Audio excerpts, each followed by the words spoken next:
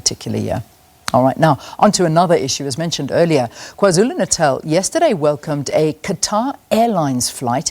It follows cancellations from Emirates and other international carriers, apparently due to COVID-19 regulations released by the Department of Cooperative Governance and Traditional Affairs. From the 1st of October, months since the start of the lockdown, international travel has finally been unbanned. Leisure travellers from countries deemed high risk will, however, still not be allowed in. To discuss this further, we are joined by Nomusa Dube-Ncube, who is KwaZulu-Natal's MEC for Economic Development, Tourism and Environmental Affairs. MEC, great to have you on the programme. Welcome. Thank you, Lee, and good morning to you and good morning to your viewers. MEC, perhaps you can help us understand what is happening about the regulations that these international airlines are not happy with. I'm seeing different reports coming in saying that Lufthansa are worried about this. Emirates, even though I believe that they have brought a flight. In fact, I think they were the first flight to land. It was in Cape Town. But now there seems to be a little confusion happening. What is your understanding?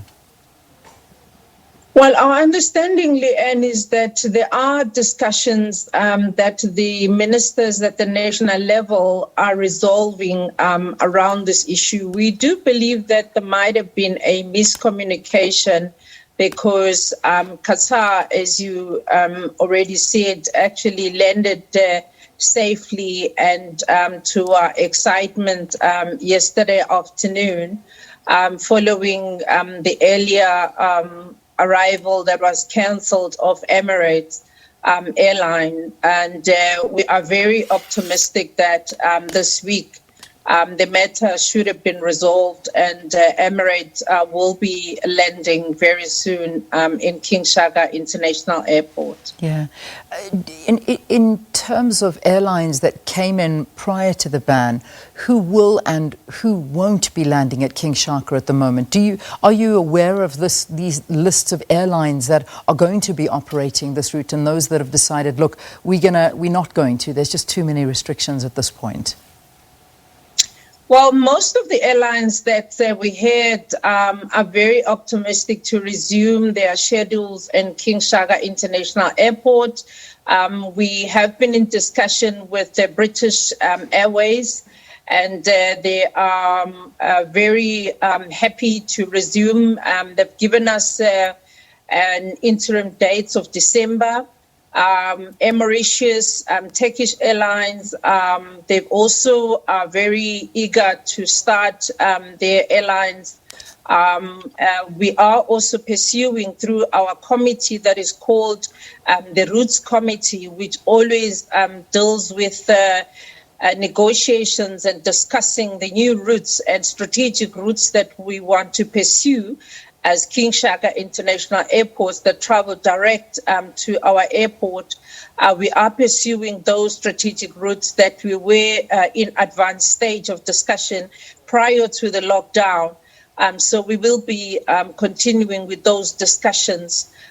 So we are very optimistically, and that the 6+ million numbers that we have surpassed long before the lockdown should be regained by next year when we work hard to regain our strength as the King Shaka and KwaZulu-Natal.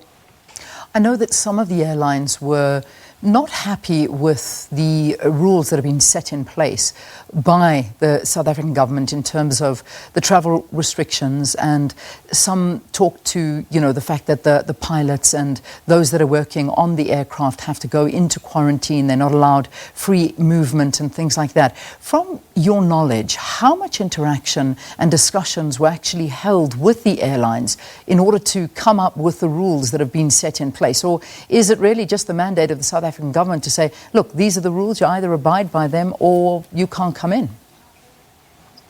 Well, Leanne, we know that there has been discussions long before we reached the lockdown. We reached the lockdown one with the airlines. We have been discussions since, the first the hard lockdown, actually, with the different airlines, with them trying to understand the regulation, trying to understand what are the rules. But our understanding that we're all working in terms of the WHO protocols, and our government is working in line with the WHO regulations, and we are in touch with our national ministers, and we do believe that whatever misunderstanding that would have been there, our understanding is that those were being resolved by the minister, Leanne. Yeah, I want to focus mostly on the Emirates flights, because that's the big thing, particularly for KZN, where they did an about turn and they have said that they're cancelling all flights. They may be flying to the other two international airports, i.e. Johannesburg, Cape Town, but Durban, they don't want to be flying. What's happened here? Why the confusion? Well, that's the one, and we are saying our understanding is that as from last night when we were interacting with our national ministers, whatever problems or misunderstanding was there, it is being resolved because it's not only a Durban issue. It can be, it's an issue for the whole of the country, that the regulations that must be followed for the whole country. And the fact that Qatar, which is also an international airline, was able to land means that whatever issue that Emirates had should have been resolved as well. And as I say, that we are very positive that by the time the next Emirates flight we're supposed to land, should be able to land. We are going to be continuing with the discussion today, with a view of ensuring that the next scheduled Emirates flights land successfully back in the King Shaka International Airport.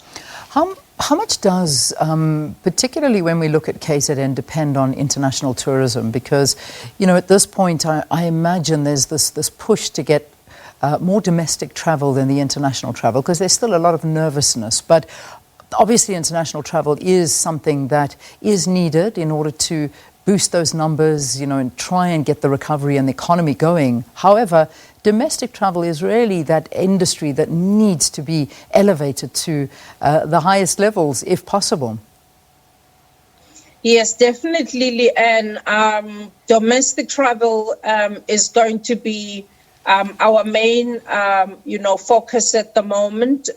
Domestic and regional travel is our main focus. However, international travel will still remain our niche market as well in terms of tourism and as well as business travel, because of the traffic that they bring, but also because of the added advantage of the investment that they bring in terms of the country's, economy and our provincial economy.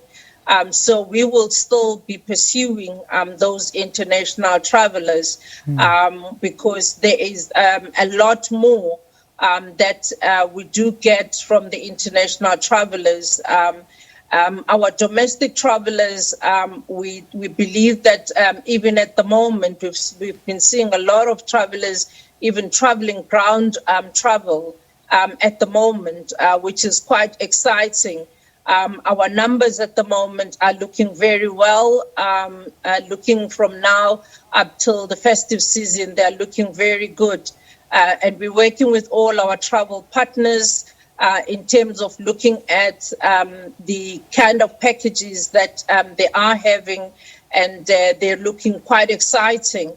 And we are, very hopeful that the industry will recover very soon. That is why we are giving all the support that we are supposed to give as the government to ensure that this industry recover, because we know that it is an industry that has been hardest hit during this time of COVID. So, and it is an industry as well that does actually have quite a number of jobs in terms of the value chain that gives us that numbers that we do need to recover our economy. So we are working with all the partners, with everybody else, to ensure that both our domestic travel, ground travel, air travel, international travel, get all our ducks in the row to make sure that all our partners are ready to receive those travelers that have been missing our province so much during this time of the lockdown. MEC, thanks very much for your time. Good luck with those talks, and we'll keep an eye on them to see how they develop with regard to particularly Emirates and their international travel into King Shaka. Nomusa Dube-Ncube is the KZN MEC for Economic Development, Tourism and Environmental Affairs. Let's get into our news.